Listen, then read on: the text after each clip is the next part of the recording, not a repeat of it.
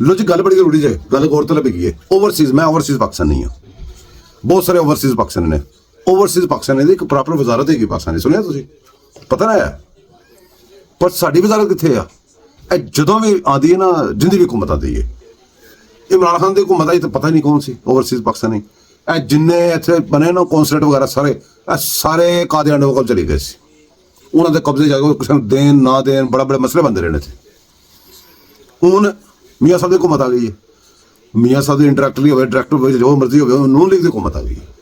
तो ओवरसीज ए वेखो ओवरसीज का कोई मैं कल परसों वेख्या मैनू इश्तिहार लभ्या दो इश्तिहार, इश्तिहारों तो पता लगा कोई कंजर साडा कोई ओवरसीज का बनाया ने,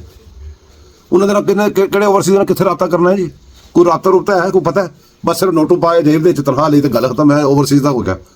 वो ओवरसीज वाले कोई नहीं पुछण वाला,